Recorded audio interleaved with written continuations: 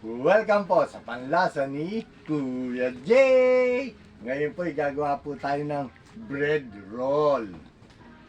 Ito po mga kapanlasa, ito po ang ating tinapay, saka bread crumbs, saka ang ating hotdog and ham with egg. Siyempre, happy Sunday po sa ating lahat. O paano po?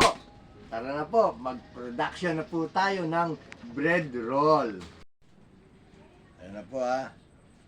Matapos-tapos na po ang ating production ng bread roll. Bali ang ginawa po namin, 5 pirasong pan na balot po. Bali ang puwapatak po sa isang supot po, sa isang balot ay 21. Kaya ang nagawa po natin, 105. Gaya po ng gustong magnegosyo, itry nyo po yung bread roll ni Kuya Jay. Simple lang po, pero kita nyo naman po, simple paggawa. Kaya eto na po ang ating mga na product po natin na bread roll. Ngayon naman po, maglalagay na po tayo ng breadcrumbs.